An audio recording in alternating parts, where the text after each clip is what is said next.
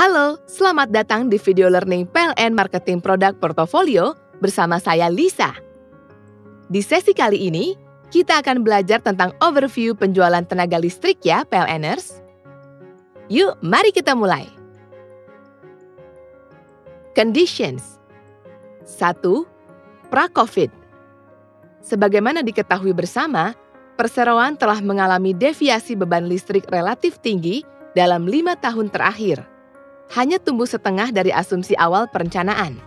Dalam kurung, aktual 4% versus RUPTL 8%. 2. Situasi COVID. Sebagaimana terjadi di perusahaan power and utility di negara terdampak, perseroan juga mengalami 1. Penurunan beban listrik di sistem Jawa Bali.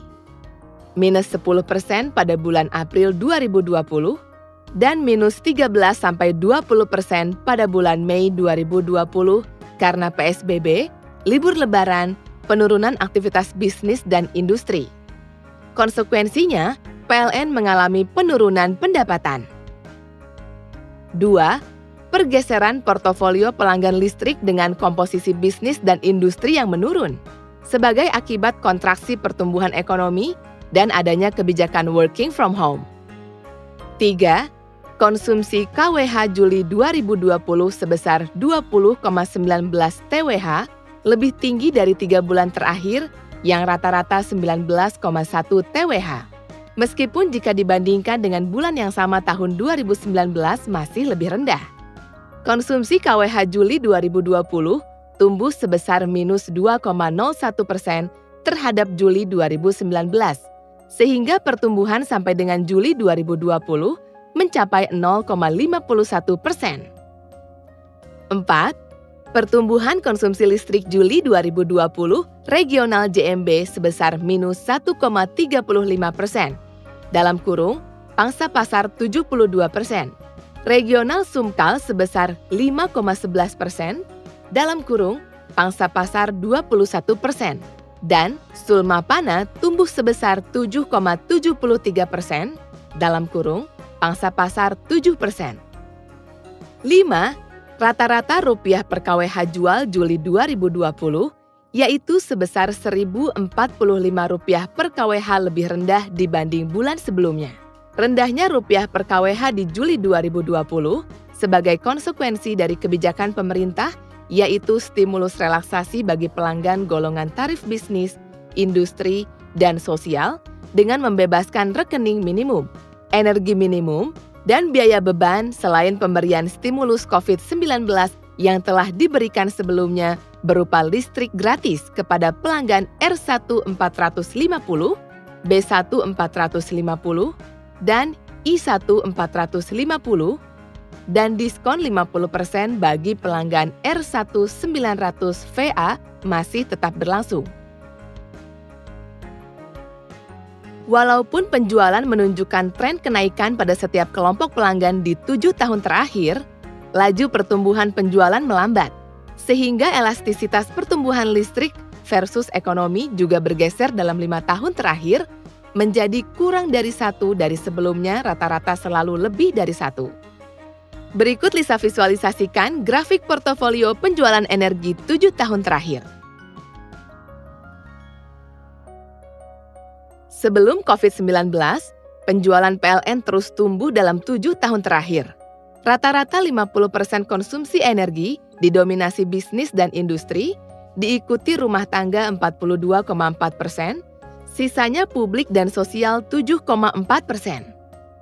Namun kenaikan konsumsi bisnis dan industri sedikit lebih rendah, yaitu 1,39 kali dibandingkan kenaikan rumah tangga yang mencapai 1,44 kali.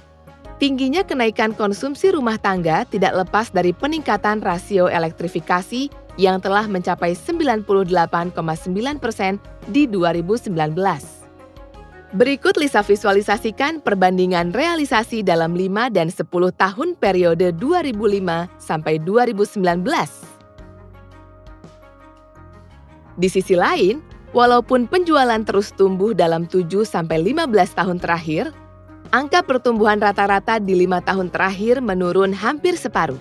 8,10% menjadi 4,4%, dibandingkan penurunan pertumbuhan rata-rata ekonomi 5,95% menjadi 5,04%.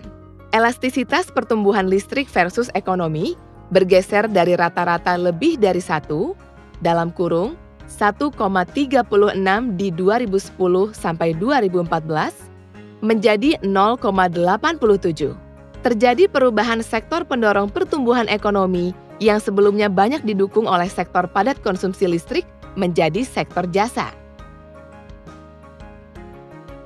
Pengamatan beban sistem Jawa Bali pada saat COVID melanda menunjukkan penurunan energi drastis mulai dari minus 4,84% di minggu pertama mencapai minus 22,75% di minggu ke-9 pengamatan.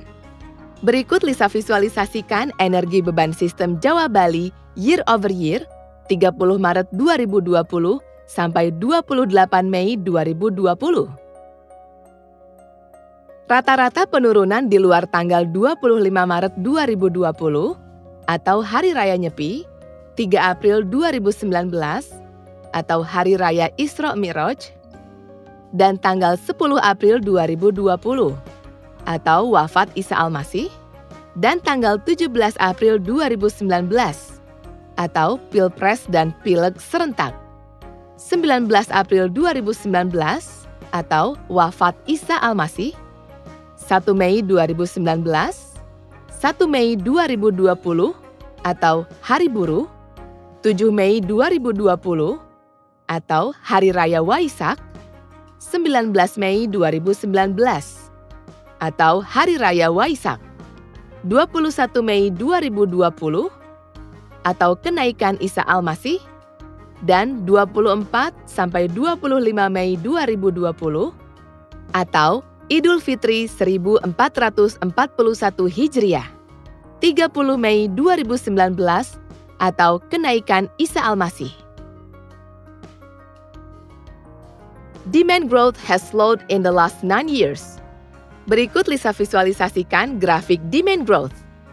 Realization of demand growth is slower than planned, or tends to decline, drop of 3-year average from 2011 until 2013 to 2017 until 2019 is 4.02%, and it is further decreasing due to the impact of COVID-19. Special precautions are required. Need better understanding of what consumers want. Berikut Lisa tampilkan contoh surplus daya di Jawa dan Bali sebelum dan setelah COVID-19. Dapat dilihat bahwa terjadi penurunan permintaan daya yang membuat surplus daya meningkat. Latar belakang transformasi. PLNers, kali ini Lisa akan menjelaskan latar belakang transformasi di global dan juga di Indonesia. Demand. Global. Demand energi secara global akan saturated setelah 2035, namun konsumsi listrik akan menjadi 2 kali lipat pada 2050 sebesar 2% per tahun. Indonesia, pertumbuhan demand tenaga listrik akan lebih lambat versus periode-periode sebelumnya, namun masih diproyeksikan tumbuh sekitar 5% per tahun. Supply.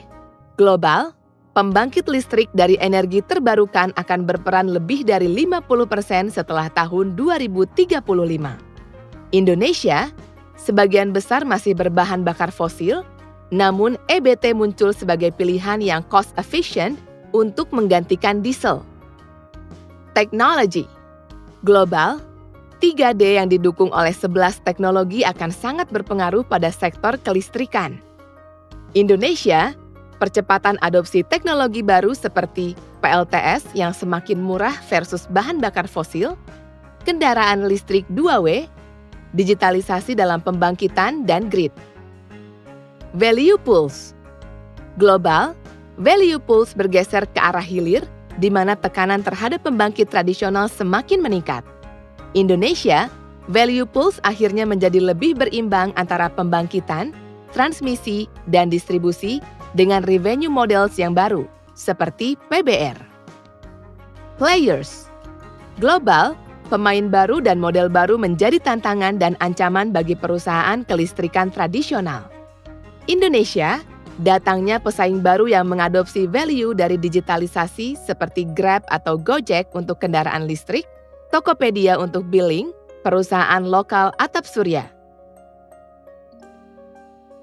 Berikut adalah aspirasi PLN di tahun 2024 dengan visi Electricity Champion of SEA and #1 Customer Choice for Energy Solutions. Green, leading Indonesia's energy transition through rapid and efficient scale-up of renewables. Lean, reliable and least cost provider of electricity to home, business, and industries. Innovative, stimulating growth through innovative business models and services. Customer-focused, delighting customers through world-class quality and services. PLN fokus pada 20 breakthrough strategic initiative. Berikut penjabaran dari masing-masing kategori. Kategori Green, tujuan strategis, mengimplementasikan RJPP 2019 sampai 2024 dalam kurung 5.0 GW. Melaunching Green Boosters dalam kurung seperti co-firing biomasa, penggantian pembangkit diesel, PLTS terapung. Melaunching EBT skala besar dalam kurung contoh Hydro for REBID, geothermal, LSS. Kategori Innovative, tujuan strategis, billing dan optimasi penagihan, dalam kurung, example, insourcing, rollout fiber optics, infrastruktur kendaraan listrik, captive power. Kategori Customer Focused, tujuan strategis, manajemen gangguan, relaunch PLN Mobile.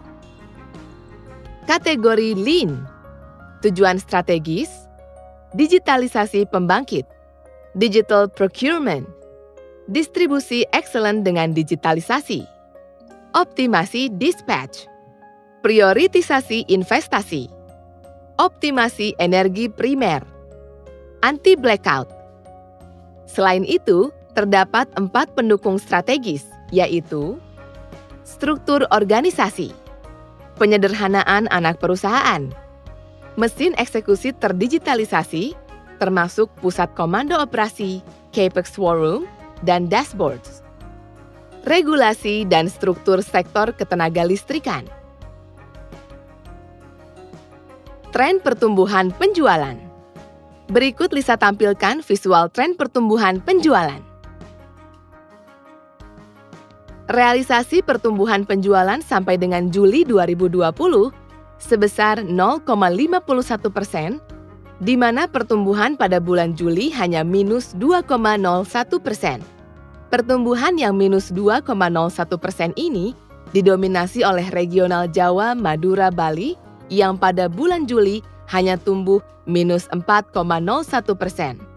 Dalam kurung, kumulatif sampai dengan Juli minus 1,37%. Pertumbuhan pada sektor industri dan bisnis mengalami pertumbuhan negatif sejak TW1 2020. Setelah bulan lalu sempat mengalami growth positif, bulan Juli terjadi penurunan yang cukup tajam pada sektor industri, yakni minus 13,79%. Namun di antara golongan tarif industri lainnya, I-1 dalam kurung kurang dari 14 kVA masih tumbuh positif 23,79% year over year.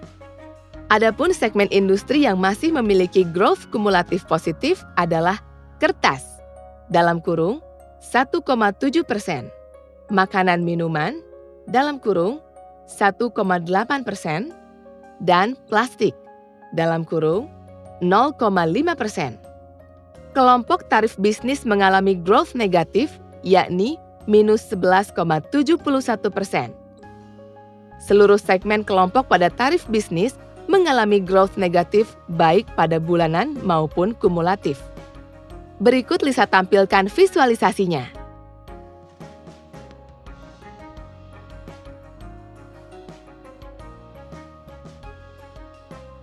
Berikut terlampir visualisasi konsumsi sektor industri per segmen sampai dengan Juli 2020.